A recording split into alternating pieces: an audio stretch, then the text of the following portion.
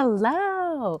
I am here in another take of Theaters in San Diego, and I am very happy to be here at Moonlight Theater, Theater Under the Stars, before the magic happens. They're on their last week of Waitress, and I'm very excited for this theater because it's up north. So many people either don't know about it or don't come up here, but it is well worth it. And I'm going to ask them to see if we can get a tour. Come with me. Let's go. We are backstage at the Moonlight. This is relatively new. We didn't have a backstage for years, and this was built in 2009. So I'll just take you down our little corridor. We are currently doing Waitress. We have the San Diego premiere. It was given to 3 theaters in Southern California, and we got the San Diego premiere of it. So this is where the actors would sign in, and just notes and everything if there's notes to be had. And this, of all the shows I've done, and I've been producing for 26 years, this is the biggest prop show we've ever done, simply because all the pies that Jenna bakes. Ah. And so as we go down, I'll show you more pies, but here's our wig room where I have a wig team that we have a schedule where people have time to come and have their wigs put on. Nice. How long in advance for this show are they coming to get their wigs? Some, like our leads, are like $750. Some right before they go on. So it's really up to the actor. We have a little laundry facility, which is where we're prepping Anastasia, which of course is our next show because we close Waitress on Saturday night. So I'll give you a little glimpse. This is the wedding pie cake that Jenna makes for Ogie and Dawn's wedding. Oh, look Yes. at that. And then we have some money over there. Well, they got to have tips. You're a waitress. They can't be cheap. Silly me. So we have 2 principal dressing rooms. And this one is for Brian Banville and Nick and John and Ralph Johnson. But as you can see, we have, just constant. This is a diner. So it's really specific and down to coffee and coffee cups. And yeah, it's a pretty extensive prop package. Is it usually plastic, or what are the materials? That's a great question. This was my one stressed out. We've been building a lot more because of our LED wall that we got last year. But this one, I'm like, we can't do this. This has to be a rental. So this is a collaboration between Seattle Fifth Avenue Theater and Houston's Theater Under the Stars. Nice. Built this package. So thank God they did. That's awesome. Some more. Wow. Yeah. And then we have another principal dressing room for female presenting. Spoiler. Yeah. Yeah. Spoiler. And then we have 2 ensemble large dressing rooms to accommodate our large ensemble. This is probably the smallest cast of the summer. Tips. But is it now? Yeah. Because this one, we have 1 child, but Fiddler has 10, Prince of Egypt has 10, and Anastasia. Xavier's here. Yes, he just gave us our tour. Oh, yes, I think I watched that. I'm going to take you in the dark, but hold on. So don't fall. Let me see if I can find. I'll just stand here and bring up the mega door. because I fall easily. Yeah, you stay put. Let me get my flashlight out. This is our backstage area. We have the restroom where, spoiler alert, Jenna takes the test. And this is we have 2 moving LED walls that we can take in front of the curtain to advertise for sponsors and what's coming up next at the Moonlight. And this huge, long stairway, takes everybody up there. That's where our spot ops go, because we have a huge canopy in front of the house, and that is where our spot ops. And I'll take you into the diner. And again, it's very, very detailed. Again, all the pies, the cash register. Oh, this is amazing. It's pretty spectacular. This, of course, is the spoiler too, because this is the diner remodeled a little bit. I'm not going to say what happens at the end of the show, but and then we got a couple of booths. We have some tables that can move downstage. This, of course, is the ghost light. And once our crew gets in here, they'll lift up what we call the mega door. So everything stays safe in the weathers. So this will obviously go up when we're ready to do the show. And then we have a shop over here. And on our way there, these are all the actors pick up their body mics. And this, of course, is our new purchase, this gorgeous LED wall where we can kind of do any show now that we want to, because it just takes video. And so we can create any backdrop, any scenery that we need. Like for beautiful. Like we used it for beautiful. And here are some pieces that roll around as well. We got more racks of stuff. And yeah, it's pretty large. I can take you out of the door if you'd like to get to the amphitheater. Let's do it. And this is what actors love to work here for, because the view from the stage is pretty spectacular. Thank you. We have this glorious 2,000 seat amphitheater. 2,000. Well, we learned the hard way, because we did Mary Poppins 10 years ago and we almost got 3,000 people in, and it killed the restroom lines, the concession lines, parking. So we brought the fire chief in and said, give us a hard no, stop at this number. That way the customer service is the most important. This, of course, is our orchestra pit. Since it's a smaller orchestra, 2 of the plugs remain when we do fiddler, which is 26 pieces. These 2 pieces on either side will be taken out to accommodate for all the musicians. But it's such a glorious view looking up at those beautiful eucalyptus trees. And when I directed Les Miserables here, when Javert sang Stars and actually looked up at the stars, Wow. he said this is like a once in a lifetime. And here's some battle damage from Sunday night, some flour from baking. Sugar. Yep, sugar, butter, flour. And, you know, we were really proud to be a part of the City of Vista Cultural Arts program, because I can say that hardly any city supports cultural arts like the City of Vista does. So we're really lucky. And this has been exciting because it's, you know, this is our first of 3 regional premieres. We follow this in July with Anastasia, and then we close our summer with Stephen Schwartz's The Prince of Egypt, based on the animated film, which has the Academy Award-winning song When You Believe. And then between that was Fiddler on the Roof. Who doesn't love Fiddler on the Roof? So it's a very exciting time. We've already announced next summer, and again, we have some more premieres. We have the San Diego premiere of The Cher Show, the San Diego premiere of Mean Girls, the musical.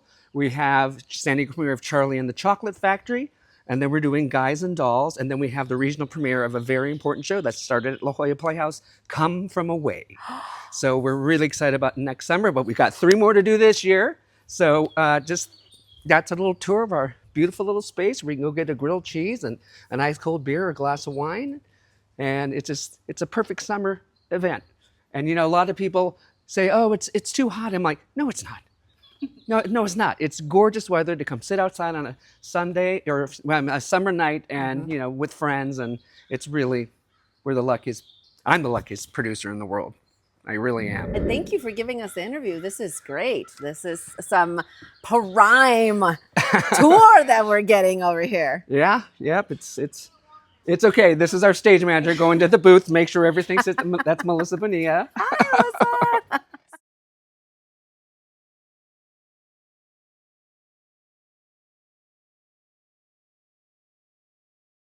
I'm Allison Tester, and I'm the marketing director for the Moonlight. We are backstage in the rehearsal room. So this rehearsal room serves as a space. Once we get past the initial rehearsal stages that happen actually at Moonlight Studios, now that we've opened our own studio building. So they'll practice there for a little bit, and then when it's time to move back to the amphitheater, they'll come in here, do some music work, do some scene work, and then we're 1 door away from the stage. So it's a pretty conveniently placed room. And we are in between productions, so it's a little bit messier than normal in here, but we're gonna show you anyways. So we have 5 productions in about 4.5 months. So that means even though Waitress still has a week, it's got 4 more performances, we're already loading in the Anastasia costumes. Some of the costumes that are on our conveyor belt that we've pulled from storage will be used in Fiddler on the Roof. We obviously have lots of chairs and some props in the back that we're, you know, working with our designers to see what do we have, what do we need. Most of our shows, we have a package, so we'll get the tour package. For Anastasia, we're actually getting costumes from Tuacahn because they've done Anastasia before.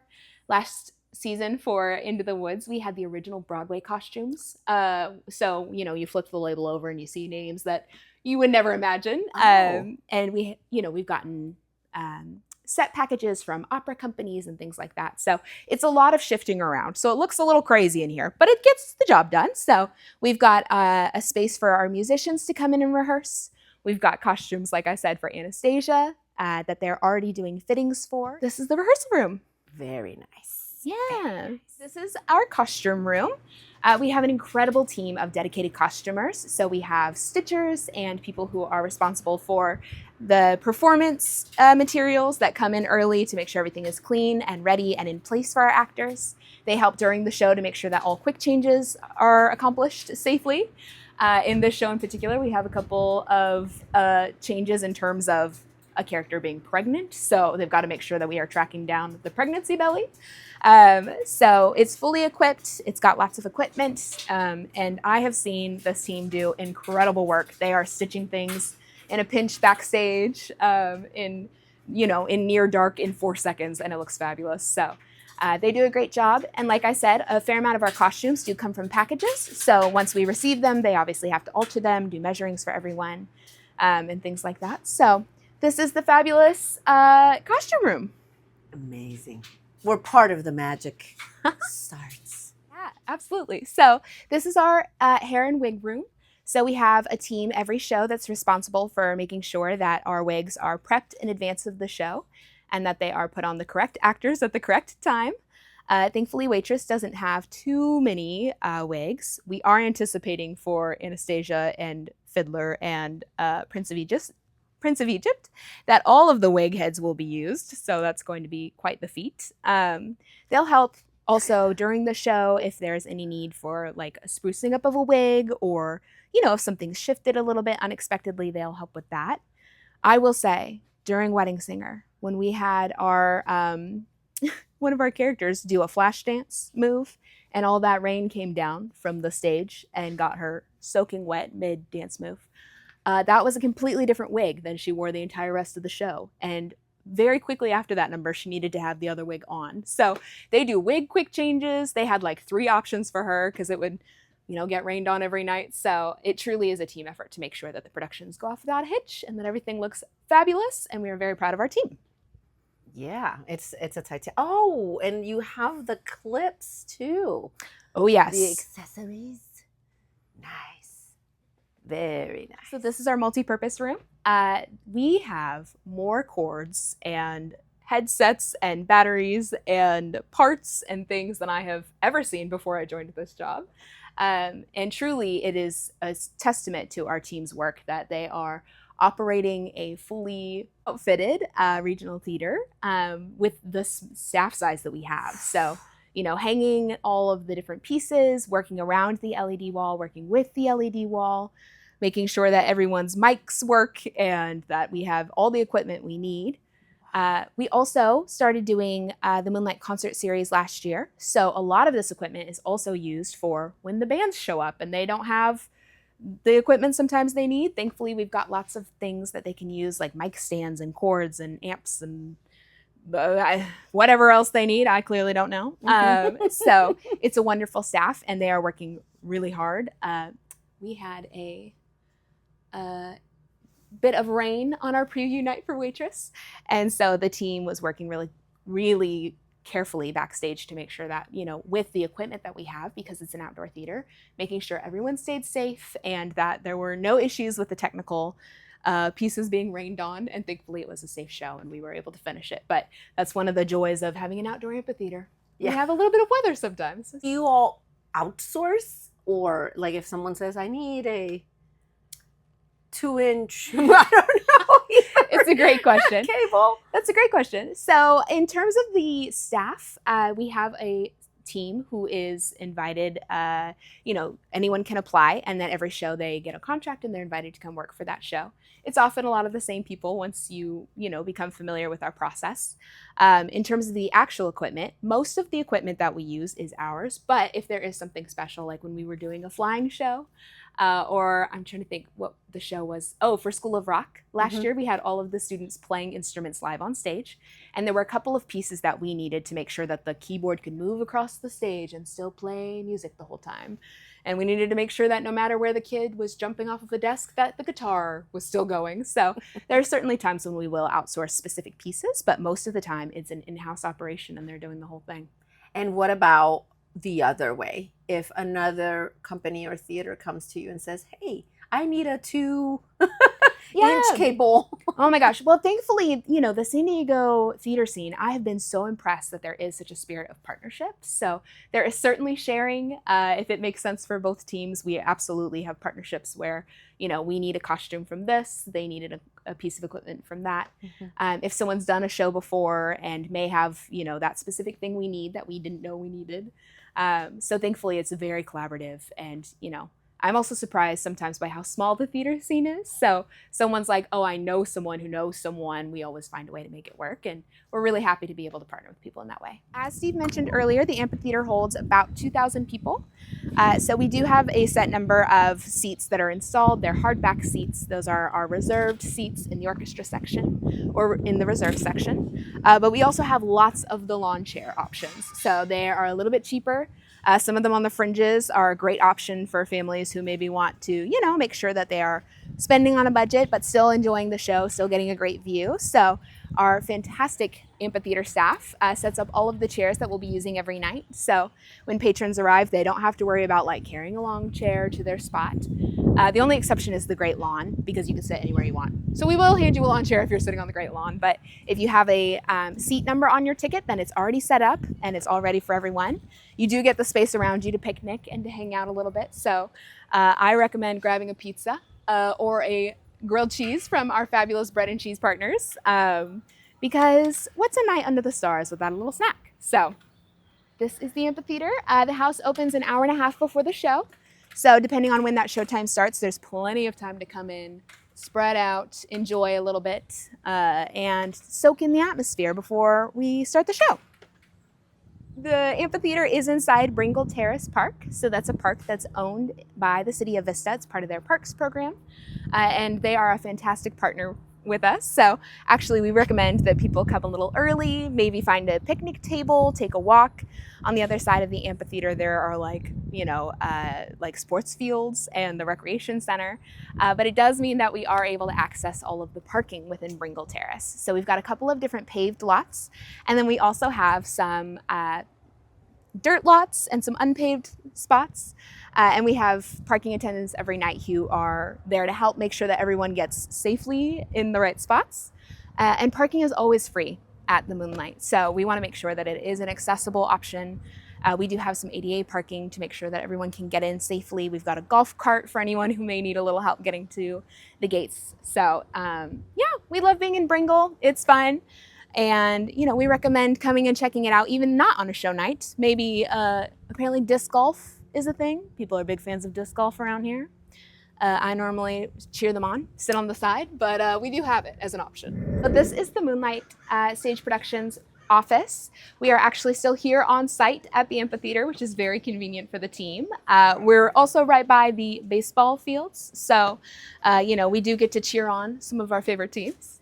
And we have some people still working, so I can show you the front entrance a little bit, and we won't bother them in the office.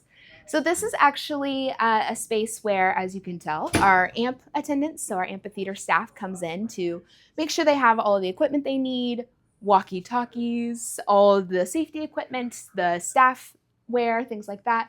We do a lot of printing out of, missed tickets or things like that people may need. And then our actual production staff works in here as well. So lots of scripts and contracts and things being done in here. And then, of course, down the hall, we have offices for our individual leadership members and some of the production staff. We also have a bunch of storage in the back. So every once in a while, someone will be sent to the back to find some props or a piece of costume. We do have lots of posters up from old productions or productions we've seen in the community, things like that. One of the things that we're always trying to do is making sure that we are seeing other shows in the area. So from either other local productions or the national tours that come through. We're trying to make sure that we are supporting in the arts in general. So we've got a couple of those up from places as well. Nice. This is a little bit of our storage area here inside the production office. So we've got all sorts of different props, costumes. We also have an archive of old programs and different songbooks and things we may need again in the future. So it is truly a treasure trove. Every time I come in here, there's something new. And thankfully, it is organized very carefully by our team. So, if you need a suitcase from 18th century England, they can point you in the right direction, which is great. And we also keep our materials in here that we use for our free wintertime holiday celebrations. So every winter since 2020, we've had a roughly 3-week free event in the park for families. So you can meet Santa, and there are reindeer that you can pet and things like that. So we are keeping our holiday stuff in here, but mostly it is props for shows and different costume pieces and things like that. So it is hilarious to stumble across some things sometimes if you're, looking for a specific piece, and then you're like, oh, I forgot I also need 7 spatulas. Oh. And here they are, very conveniently. So yeah, or when you do Wicked. Oh my gosh. You never know when you might need a wooden wheelchair. I think that was also in Little Women.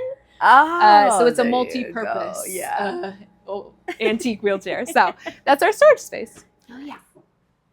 Oh.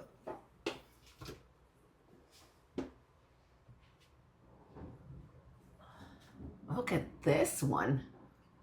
Wow. Isn't that amazing? Yeah. This is our 44th season. So, Allison, what is the difference between purchasing a single ticket to a show versus a season subscription? That is a great question. So our subscriptions are for all 5 shows. So we only have one subscription option. Because there are only 5 shows, I know some other theaters have options for like a 12-show package or an 8-show package. Because we have 5, that is the whole season.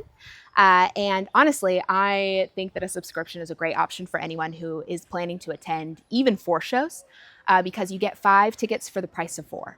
So it's a pretty good deal if you're already planning to come and see them. And then I will say, as a subscriber, you get a couple of benefits. So you get free ticket exchanges. And then there are some specific people in the box office who can help with subscriber issues. So, if you have an illness and, with enough notice, we can help with exchanging things and making sure that you have everything you need. So it is definitely the best value. You also get perks for potentially purchasing tickets a little early, things like that for some of our other events.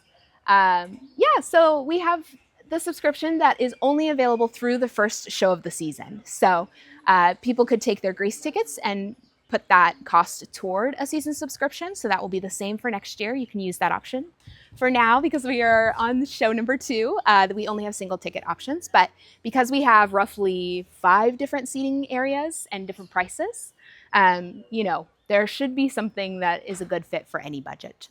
So those are our single tickets versus our subscriptions. Mm-hmm. And then Vista, where Moonlight is north it is. of San Diego. For people that are scared and say, this is too far, what will you say? Well, first I would say I understand, because before I ever attended a show at the Moonlight, I had never even heard of Vista. I actually live in North Park. Oh. And you are not the only one. Exactly. Oh my gosh. And then because there's Chula Vista, right? It can be a little confusing. You're like, Yeah. So we often hear that Vista is very far away, and I actually live in North Park, so I totally understand. It can be a little bit of a drive, but I will say it's not as far away as people often think. So, especially if you're coming on a weekend, after work, things like that, often the traffic is not coming up north. So I think it's not that bad. And truly, I I'm biased, but I think it's worth it to come to an outdoor venue with the show and the live orchestra and all that. So we are really thankful that our Vista community is super strong and supportive. We're in our 44th season, and we have had supporters who have been coming since year one, who came when it was just a little concrete slab in the park. There were no chairs. Steve, who you met earlier, has been acting here for years, and he loves to tell the story of when they used to have to hang their costumes on tree branches because there wasn't any stage. So obviously we've come a long way building the stage house, the larger stage. Last year we bought the LED wall, so we're always making improvements. So we're really thankful that we have the support of the community. We have the support of the city of Vista, that partnership. But we also see that people are willing to come from all over. So we've got some very dedicated fans who come in from as far as, I'm trying to think, she said Santa Clarita, near Six Flags. So every summer they make a trip down. They say it's not summer until they come to Moonlight. They have a lot of patience to sit in that traffic. And welcome to the Moonlight Amphitheater. Oh my gosh. Bread and cheese eat. Ooh, Testing out the sound. I know, We're testing it. It's a live theater night, everyone. So we've got a great community here, but we also are very happy to see people come from all the way down by the border to North County and up to LA. So we recommend making the trip. Give it a try. It's not too bad. Oh, well, thank you so much, Allison. This was great. Yeah, of course. Thank you so much for was coming. Premium. And yeah, we Here will we see are. you here. Enjoy, waitress. Thank you so much.